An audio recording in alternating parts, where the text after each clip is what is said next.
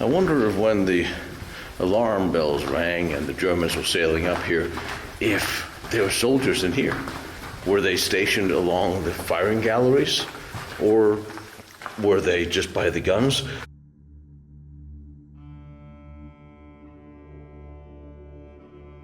Hidden inside many great battles of history are stories of amazing self-sacrificing heroics, last stands, and singular events which defies all odds of success.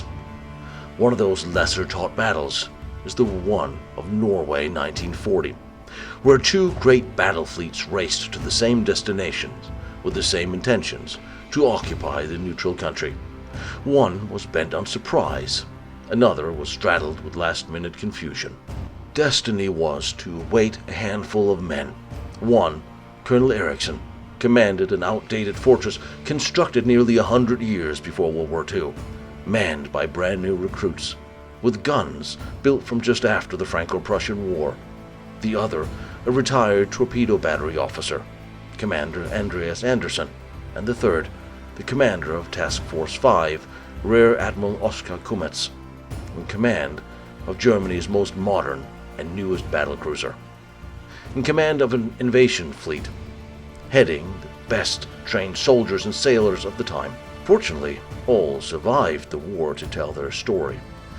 But this is a story of steel against steel, Krupp steel against other Krupp steel, as it actually turns out. The reason why these men would meet in battle was Sweden. And being Danish, we traditionally would blame the Swedes for pretty much anything gone wrong, so I will specify. Swedish iron ore was something Germany absolutely needed during the Second World War. This was obvious to all, both Hitler and Churchill. And of course, control of the Straits of Kattegat was needed in order to save and protect the shipping. So Norway, being instrumental in facilitating iron ore to Germany, and Denmark, guarding the other side of the straits, had to be taken by the Germans. However, the British also wanted to invade Norway for simply the reason of keeping Germany out. And do keep in mind that Norway was a neutral country, fiercely guarding their nation's sovereignty. Also, Sweden was a neutral country, one Churchill also had the intention of invading, if for no other reason, to stop the iron ore shipments. The British invasion plan, named R4, and its corresponding naval plan, named Wilfred. The operation was set to begin 4 days before the German plan went into action. However, as it turned out, both set out on April 8th. The British was initially going to mine both the Norwegian and Swedish coasts.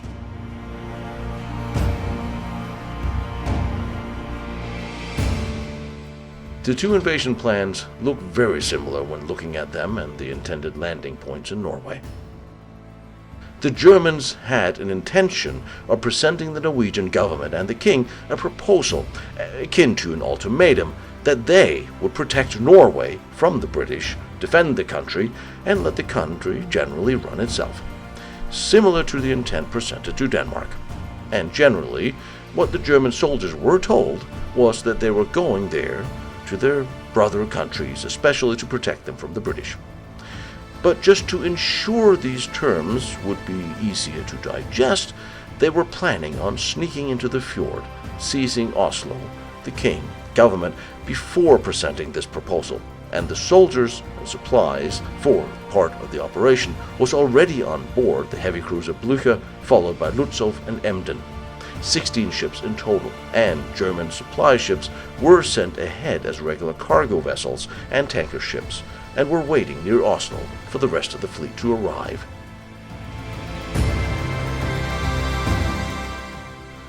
Now, before the planning of this event, a German tanker ship, the Altmark, transporting 300 Allied sailors whose ship had been sunk by the Graf Spee. The Altmark was attacked and boarded by a British destroyer, and several German crew were killed. Now, this took place in Norwegian waters. This would spur furious protests by the Norwegians to the British, but it also made the Germans wonder if Norway really would uphold and protect its own neutrality against the British.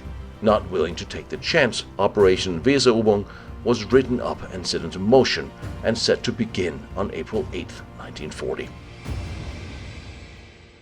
The narrow fjord leading up into Oslo was guarded by several forts along the way, some newer forts of Raune and Bolerne constructed in 1930s, but manned by poorly trained troops and not up to complement. Further up was a small island, Oscarsborg. Here had been a small fort already in 1643, but that was long dismantled, and a newer fort had been constructed from 1848, with more evolutions in 1853 and newer guns installed in 1890. Also, an underwater torpedo battery had been installed in 1901, the first in the world, in fact.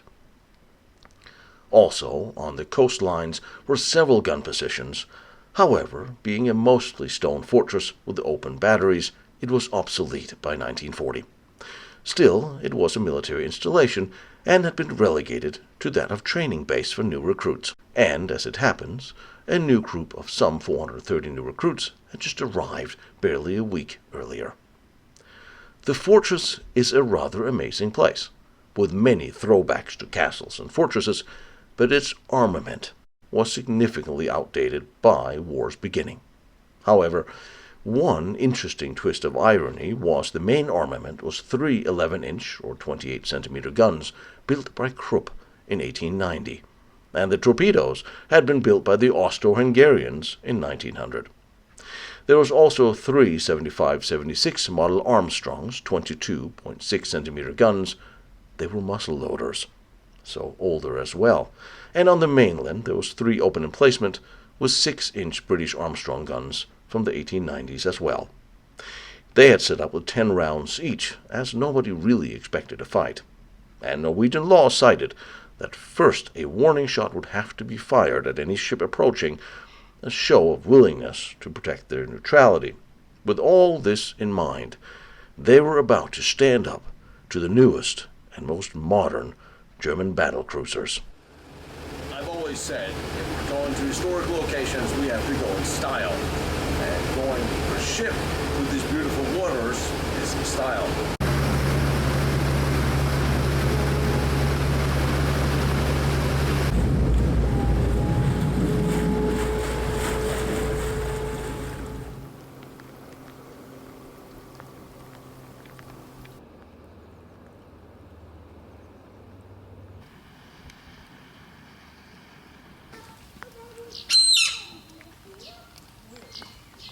Diving into the rocks on rocky islands is a brilliant way to safeguard everything. Plus, it makes camouflage so much easier.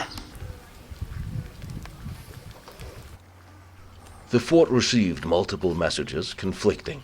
Some said 2 ships, some said 5 larger ones, but Colonel Eriksson knew the ships would have to pass the Norwegian naval base before reaching him, and he expected from them to get a clear message as to who they might be, as all the German ships were blacked out, bent on surprise.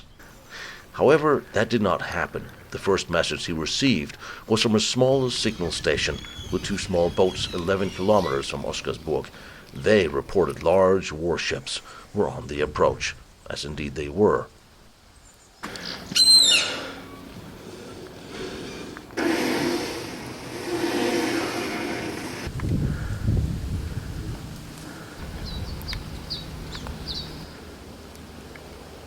But this is the fort, way too old to theoretically withstand a German invasion, especially when its guns are old howitzers like here on the wall. However, they're torpedoes, and don't knock the other old guns they have, old Krupp guns. They still managed to hit the Blucher twice, set it on fire, and knock out its fire control system. Not bad for an old lady like this.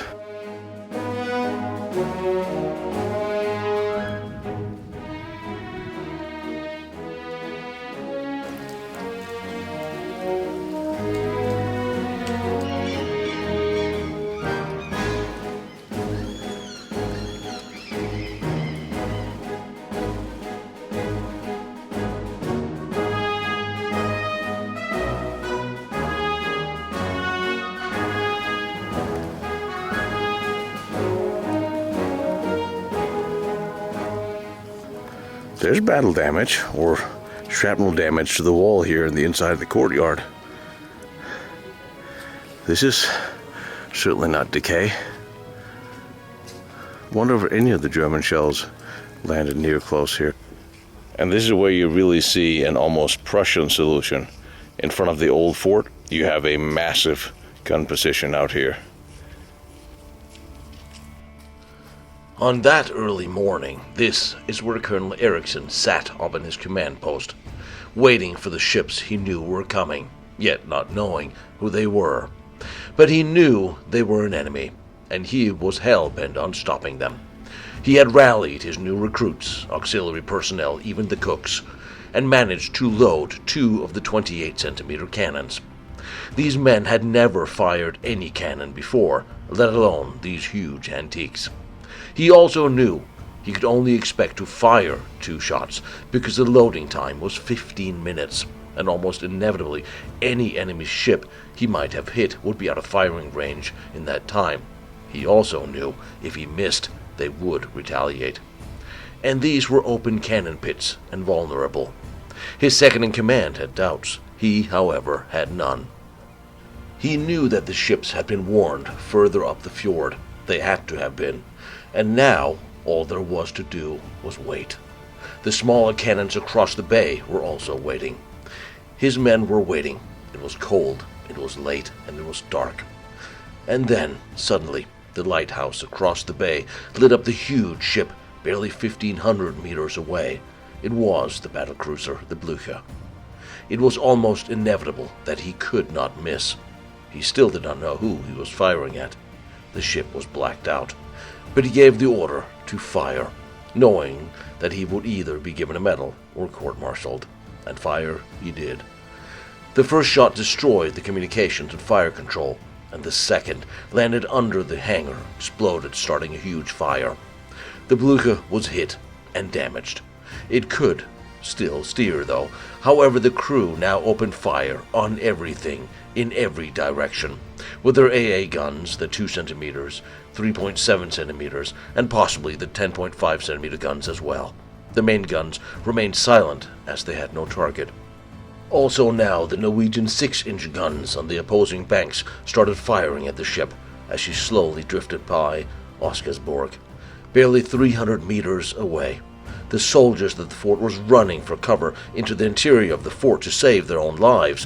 The Blucher was still on fire, yet firing at everything, slowly drifting towards the torpedo batteries, and the retired Commander Anderson in his observation bunker above them. What an amazing gun shield on these. Oh, I love this.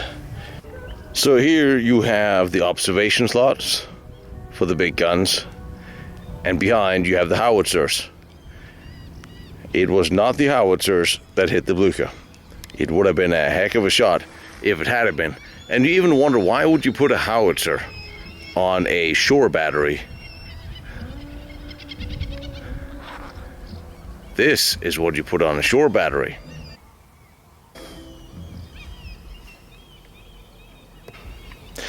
I mean, even if you say obsolete, this is still a pretty damn big gun, especially when you're shooting at a ship that's only 2 kilometers or roughly 2,000 yards away. That's not much further than the ferry is now. There's almost no way you can't hit a target that close with a big gun like this. And it is known that the Germans did sort of fire back, and this is shrapnel on the barrel here. That's battle damage. Something got a little too close. Actually got very, very close. I'm surprised I don't see any damage on this shield. Something must have exploded right underneath here to cause this. Also, the Blucher was firing its 2 centimeter guns. This could very easily also be that. It was ineffective, but it would keep the gun crew's heads down.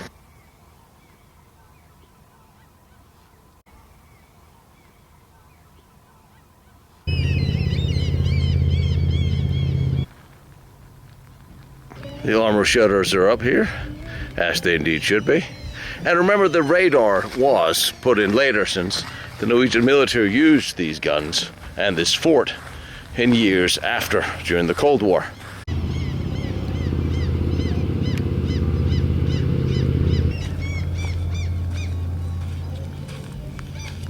This looks like an actual steel dome. This almost looked like a German steel dome. And rangefinder would be up here, around here somewhere. I have two smaller coastal guns down here. Very nice defensive position.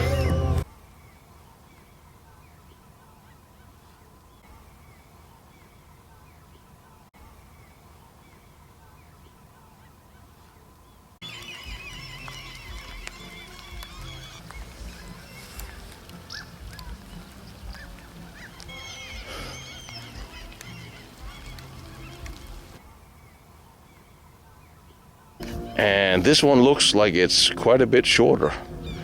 It looks like a small howitzer. Looks like a smaller howitzer with a lot of damage on the barrel. See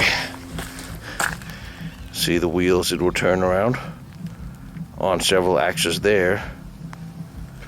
And in there. This definitely took some shrapnel hits. Or even direct fire. It's hard to tell. This gouged up the metal really, really well. It must almost have been shrapnel because the Blucher was passing this to the right of me now. Even the shroud has damage to it. This would account for 2-centimeter anti-aircraft guns fired by the crew.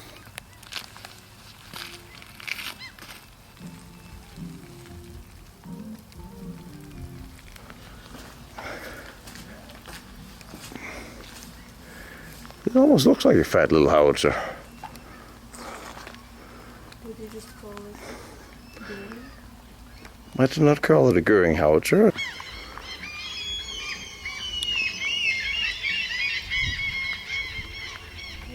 And even here, next to the guns, are close defensive positions. So there's this redundancy of, even if all the gun positions can be overrun, soldiers can still defend from inside the fort. That's almost what I would call Prussian over. It's just amazing to think that this gun was built in 1878 by Krupp in Germany. And here it is, firing at a, well, German ship. But 1878, this is what they had. Remember, World War I hadn't even happened yet. So you can crawl down from the observation post and defend your position from literally within.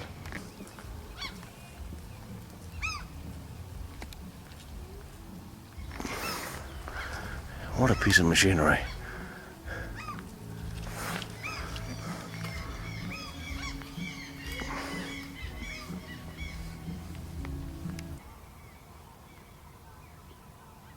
Problem with making munitions and weapons for everybody is that sometimes everybody gets to shoot back at you with your own stuff.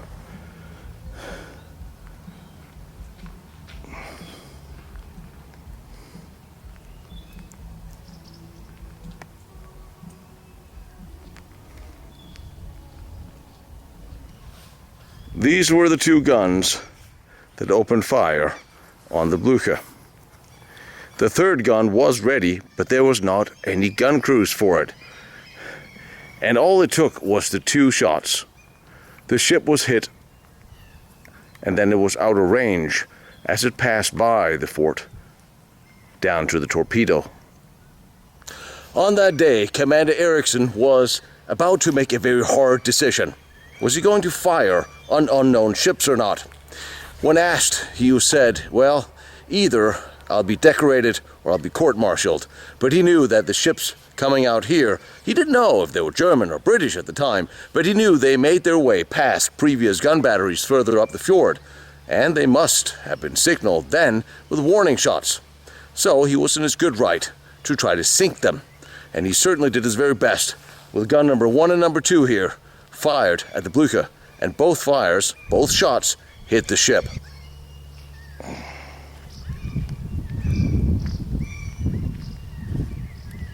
One would think this was the old original artillery position, and then as things changed, more guns were added outside of this. There's damage to this entrance wall to the balcony. There's shrapnel damage to it here.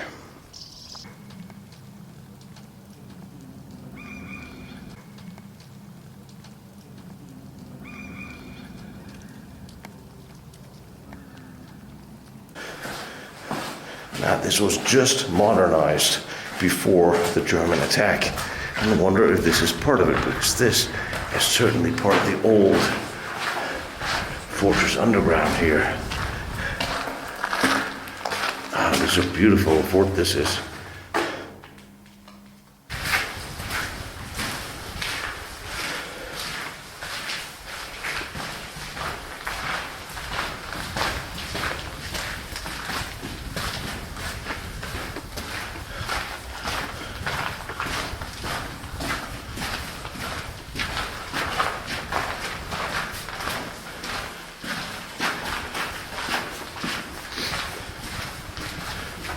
I have actually no idea where this might go, except to the fire positions overlooking the water, maybe. But I see cement every now and again.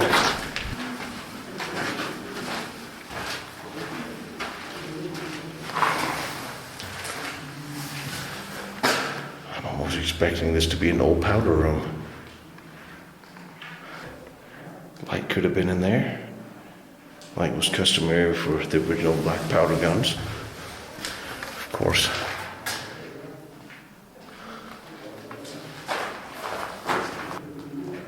More cement.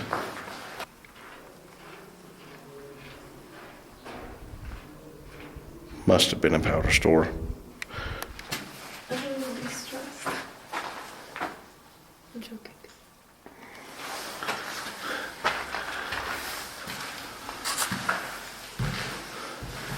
I'm standing on a wooden floor.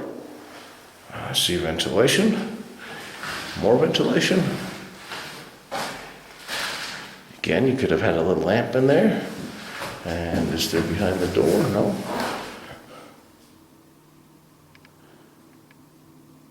I would almost think this is a small powder store. But that would mean there'll be guns out here.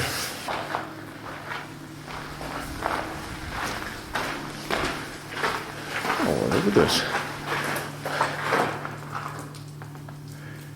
Close defensive points leading into the fortress. So this would be a fighting position. These were once cannon positions facing the ocean. That has been bricked up.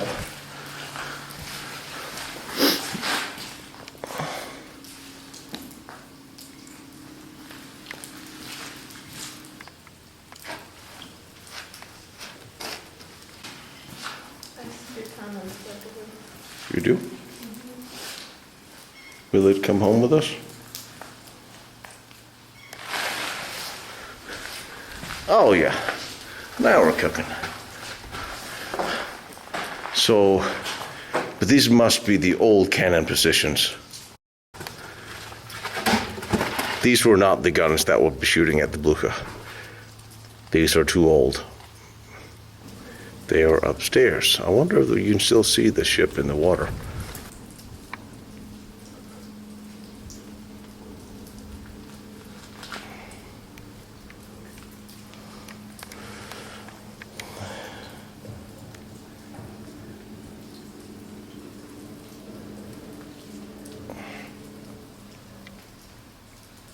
At the time of the war, there was a training school here. And a lot of the soldiers that were here were young recruits. There were very few trained gun crews, even for the more modern batteries. So they couldn't all fire, even though they were theoretically ready and prepared.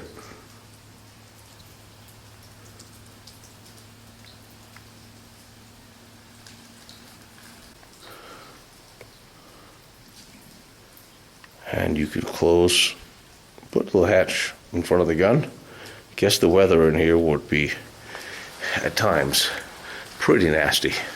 I would understand why.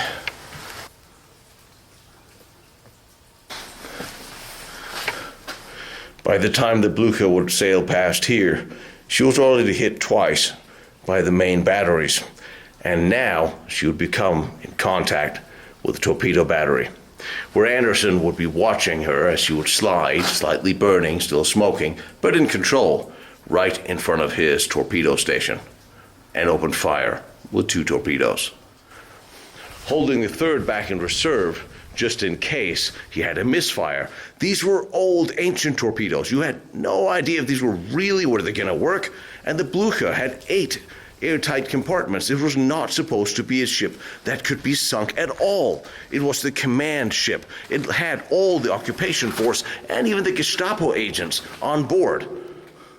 Hallway. Holy shit.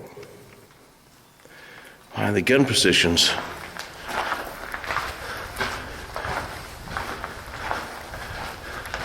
You have the close defensive, just in case. You'd have soldiers here with rifles defending. This is a firing passage that I wonder how far it leads. This circles this gun gallery circles the cannon battery, and it actually leads all the way back into the fort. So here you would stand.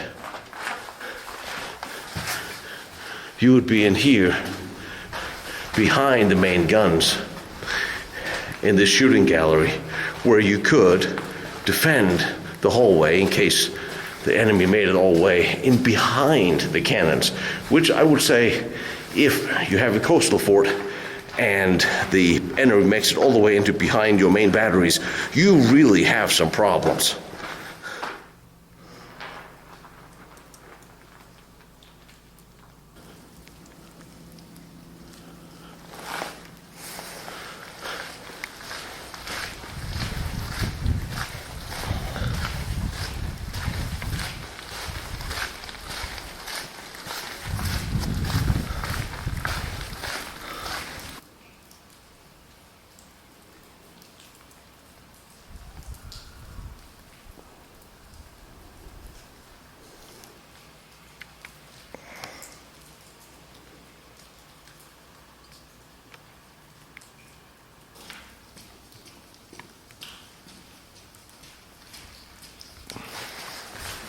Oh.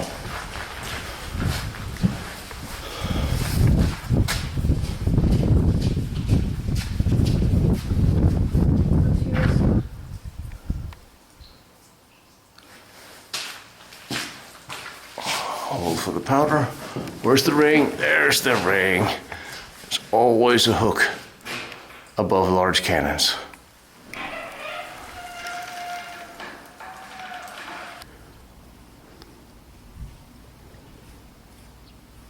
The Germans, they knew there was an old fort here. They were under the impression it was old, and it was. They were under the impression that the guns were obsolete, and they somewhat were. What they weren't entirely informed about was the torpedoes. But the torpedoes, which eventually sank the Blucher, was not the first hit. The first hit was done by the main batteries, old Krupp guns sold to the Norwegians long, long ago. But that doesn't mean they weren't effective, and they were.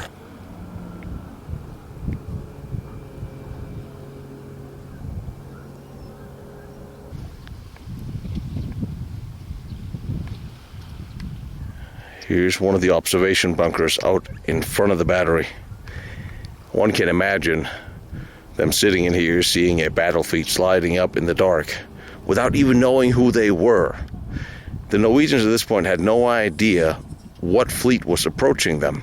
They know it had forced its way past the outer batteries, and therefore the reasoning of the commander to not fire a warning shot, which was expected in the German military at the time, was that they had already bypassed other batteries which should have done so, and he could open hard fire on them, which he did. But you're sitting in here with your mates and go, well, there's a fleet. What do we do?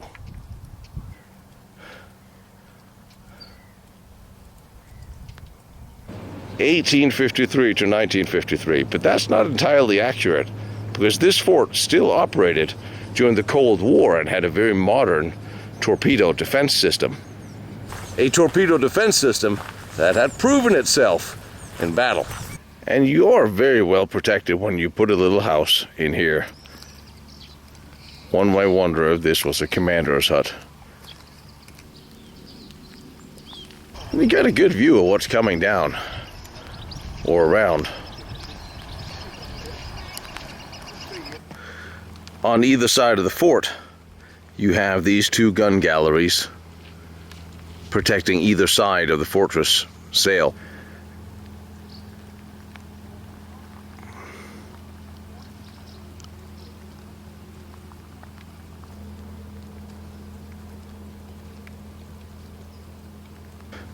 Have the firing ports for the cannons, and still close defensive in case anybody should land here.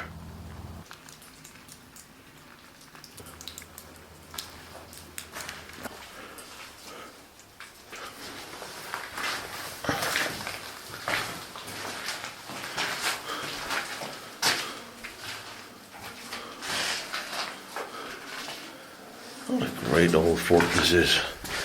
Full of dark hallways into the stone. Half of the fort is cut into the rock so you can't even see it. And this was the close defensive firing ports overlooking the broadside of the guns.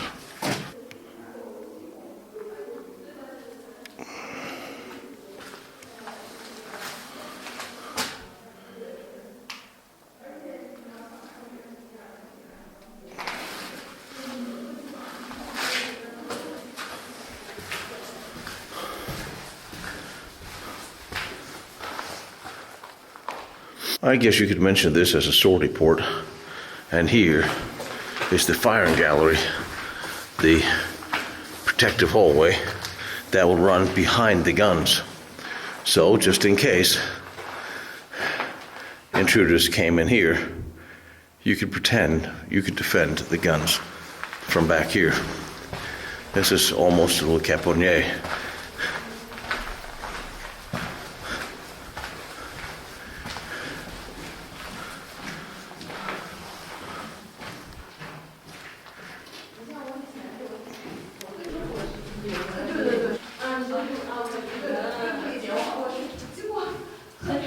This fort was built in the mid-1850s. So you have the firing port here where the gun was and access to the powder magazine right next to it. Of course, this was a time of brick and stone and not a really heavy-hitting projectiles. This was pre-World War I.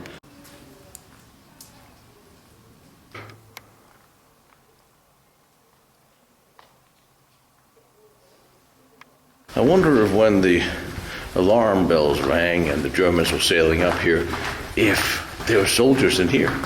Were they stationed along the firing galleries, or were they just by the guns? There was not even enough crews to man all of the cannons here, which is why they weren't all able to fire, although they were loaded and ready. Still an interesting thought that such an old classic fortress all of a sudden is fighting in modern World War II.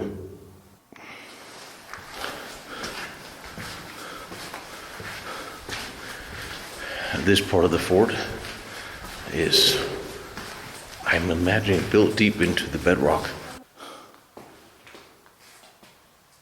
So this is the tunnel leading back up to the fortress.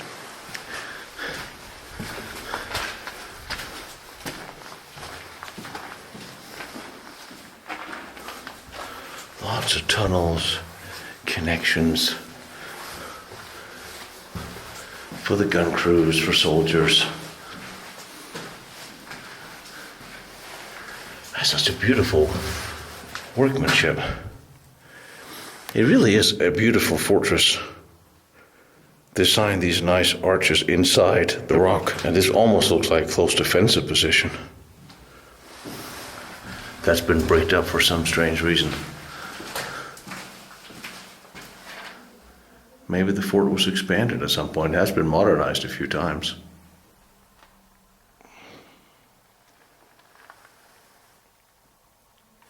All right.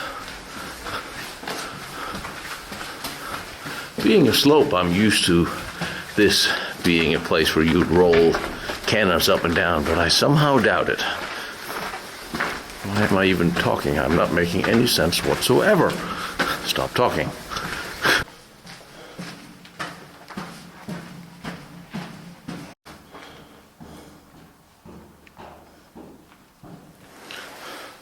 The fort is laid out completely symmetrical. Firing galleries on both sides, cannons in the middle, tunnels symmetrically as well.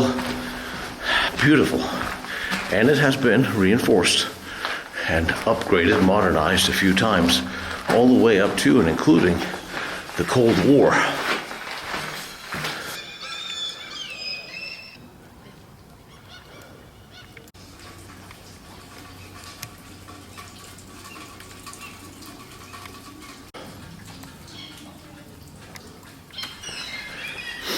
It's very interesting. There's a round center here. Very much all designed for last-minute defense. Again, there are so many close defensive points in this fort. It's truly amazing. Anybody gets on the island is one thing. Then they'd get through the first position. That's another thing. Then there's continuous close defensive positions to keep them out of the center fort. It's really interesting how this was constructed. There are many remnants of old castles in this fort because there's redundancy of defenses. You defend the outer, the wall is breached, you defend the next stage, the next stage, the next stage. It's amazing to see how this is new and still held up to World War II. As the Blucher would sail through here, burning, smoking, but still under control, it was round this bend, and underwater, unbeknownst to the Blucher's crew, captain, was that here were 3 submerged torpedo firing positions.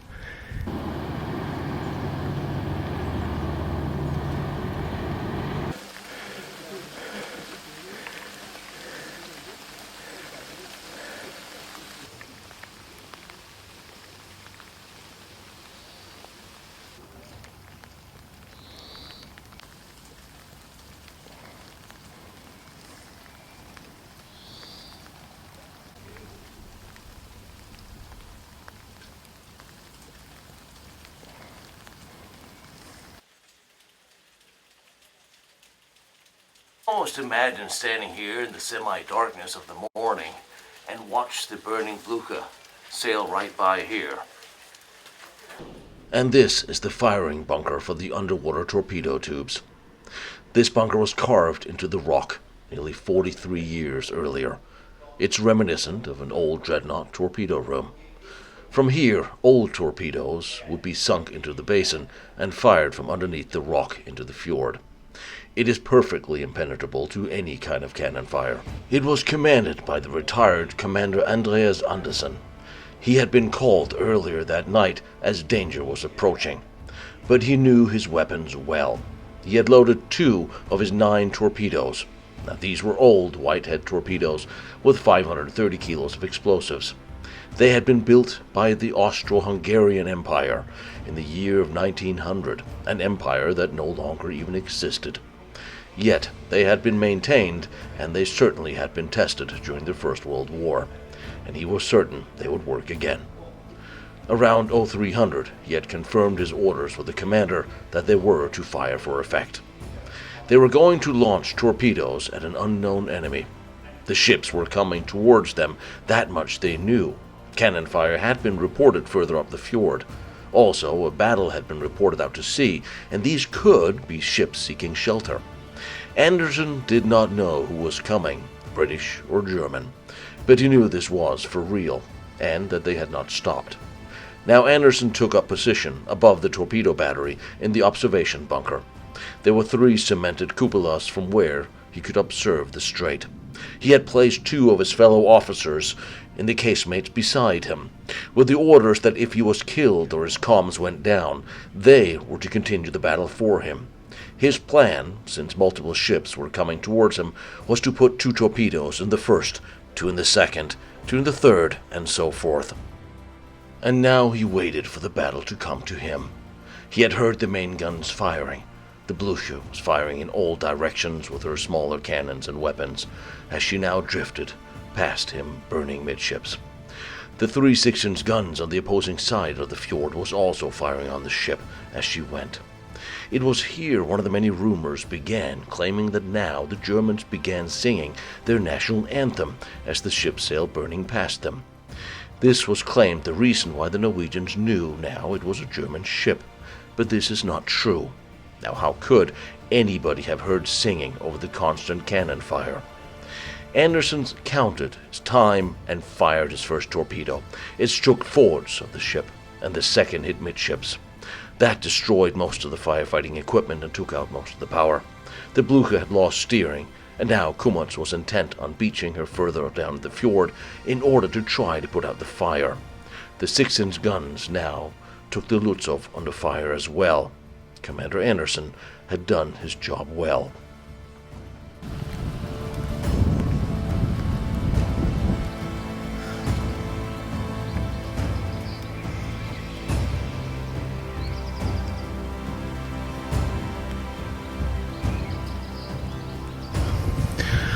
I don't understand the logic. Short howitzers on a coastal battery, because you have to lob your fires up and hope to hit something that's moving. But I'm pretty sure they had a really good idea what they're doing, and I really can't fault them, because when the fortress finally saw battle, it sank its enemy and warded off the rest. So they did have success. There's a dead bird in there. No, there's not. Probably not.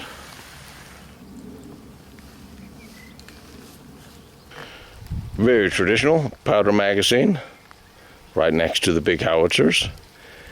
And there must have been a loading crane, because these shells would be enormously heavy.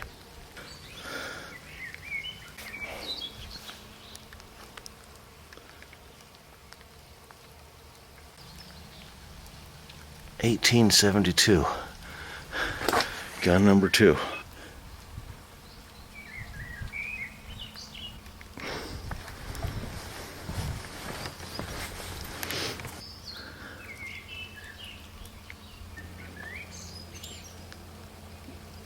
I would wager we could make this fire with no problem at all.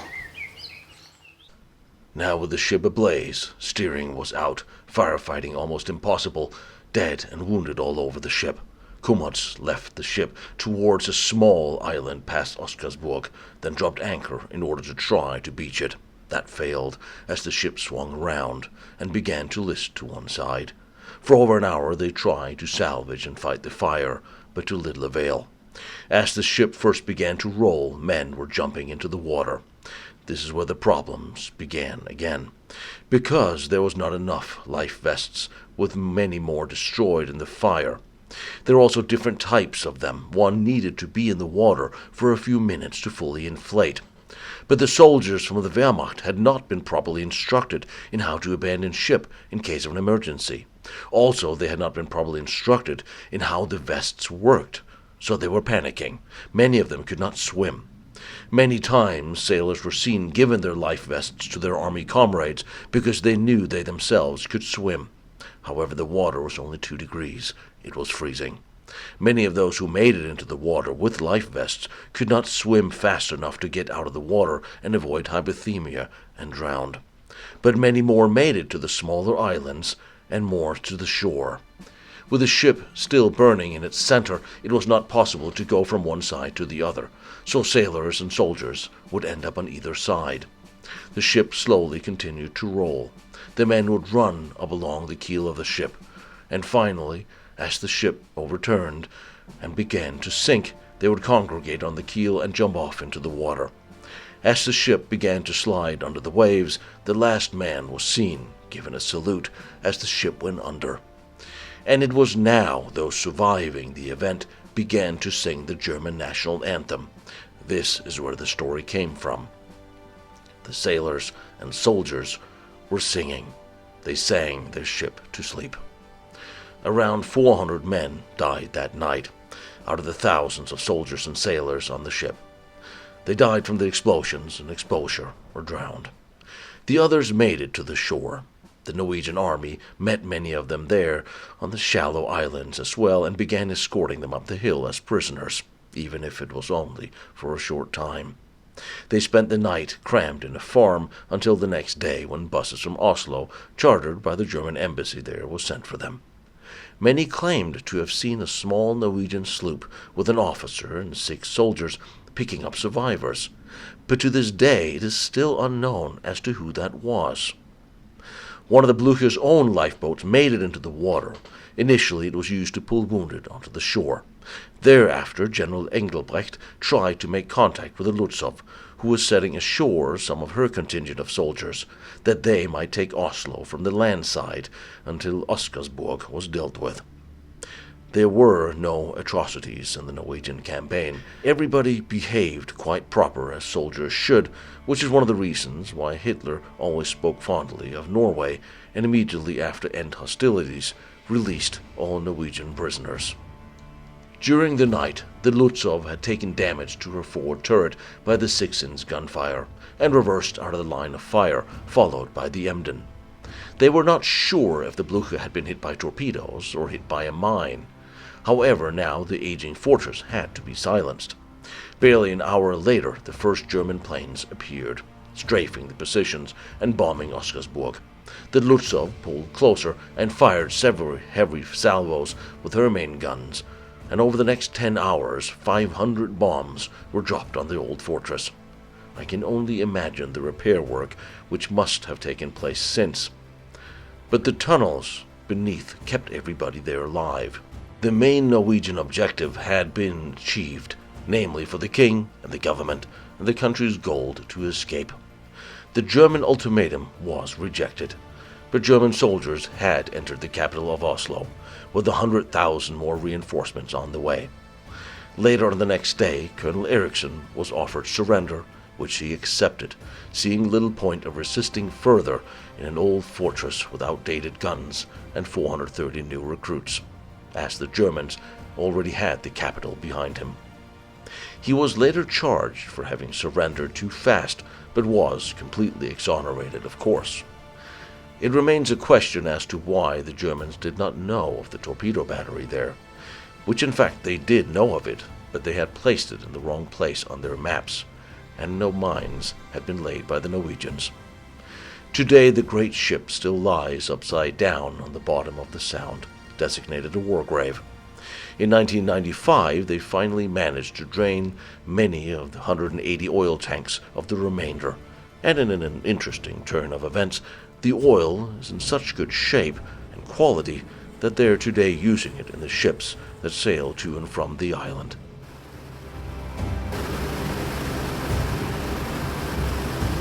It was not the opening shot of the invasion of Norway, but it was interesting, because this was the fatal one that actually slowed down the German forces. The German coup de grace of Oslo was slowed down right here by that massive and very old fort.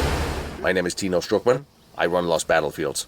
Every year, I travel around the world to try to bring you to all the most interesting historical military locations from modern wars and the World War II special projects, battlefields, forts, fortresses, and tunnels, everything else.